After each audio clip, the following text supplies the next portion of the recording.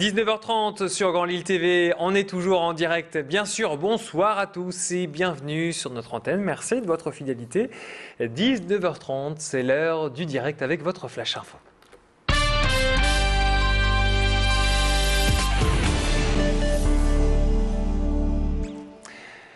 On le sait, toutes les bonnes choses ont une fin. La preuve avec les vacances qui sont terminées aujourd'hui.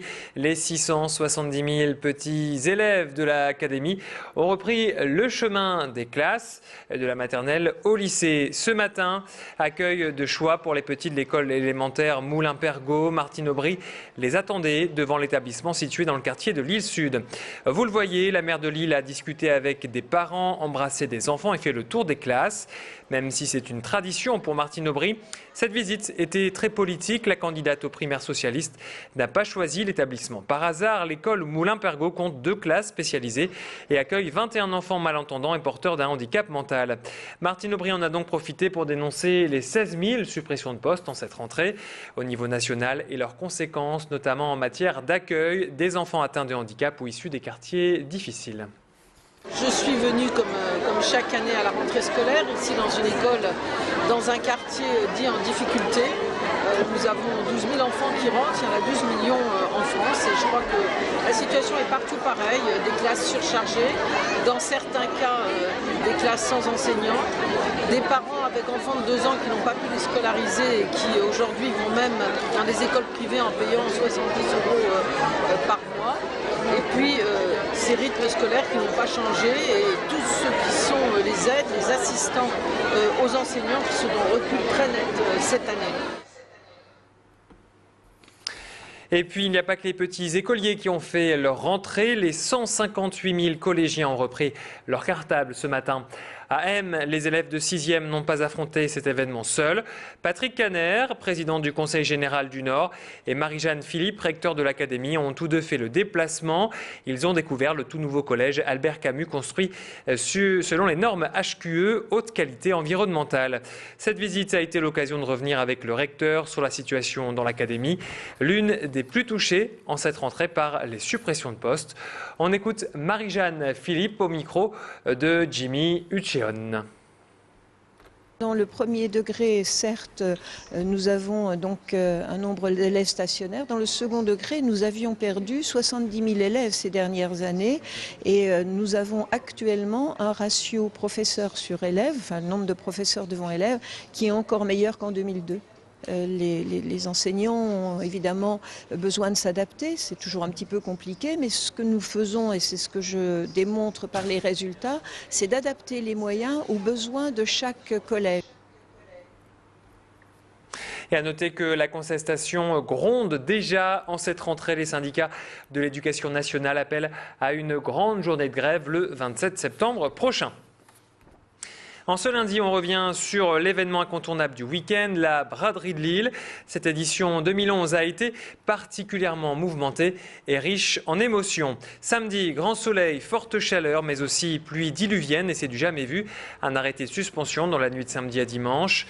Vous l'avez sûrement remarqué, ce matin déjà, il n'y avait plus aucune trace des 2,5 millions de visiteurs, alors que le plus grand vide-grenier d'Europe s'est achevé hier soir à 23 h. Toute la nuit, les services techniques de la ville étaient sur le pied de guerre pour ramasser les 400 tonnes de déchets. Cette nuit, notre reporter Pierre Beauvillain a suivi l'une des équipes municipales, notamment Place de la République. Alors justement, où vont partir ces coquilles de moules, canettes et autres cartons? Le point au micro donc de notre journaliste. Un peu plus de 400 tonnes de déchets produits et récupérés là, en 48 heures. Pour 90% de ces 400 tonnes, ça va partir en enfouissement. 10% vont partir en valorisation énergétique, un incinérateur qui se trouve à Alluin. Et cette année, on a reconduit une expérimentation et un test pour réussir à valoriser une partie du gisement de ces déchets. Et on a récupéré avec un partenaire qui est Les Connexions ainsi des milliers de canettes en alu par exemple, des bouteilles en plastique, des bouteilles en verre pour que ces dernières puissent être valorisées ensuite. Et puis, je vous le disais, donc, la tempête s'est invitée dans la nuit de samedi à dimanche. La préfecture a donc pris un arrêté de suspension de la braderie à partir de 22 h.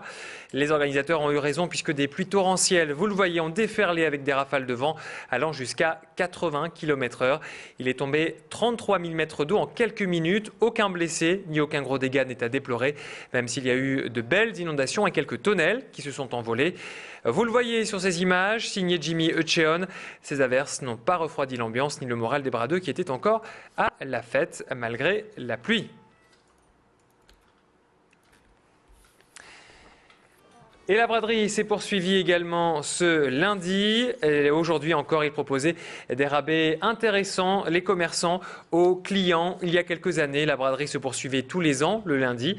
Une tradition qui s'est perdue mais remise au goût du jour par les commerçants du Gaël. En 2008, le groupement des acteurs économiques de Lille a bénéficié d'un premier arrêté municipal qui les autorisait à déballer une journée de plus. Et aujourd'hui encore, ce moment a attiré notamment les Lillois qui n'aiment pas la foule de la braderie traditionnelle. Le point au micro de notre journaliste Jimmy Echeon. C'est la 4e édition cette année.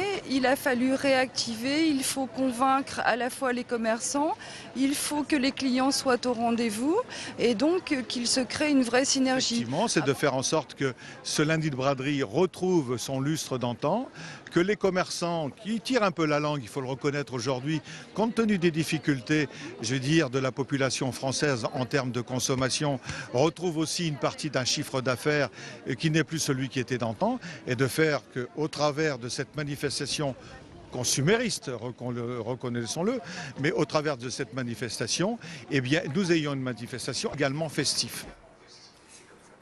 Voilà, c'est la fin de cette édition. On va se retrouver dans une poignée de secondes pour votre météo en direct, bien sûr. Excellente soirée sur Grand Lille TV.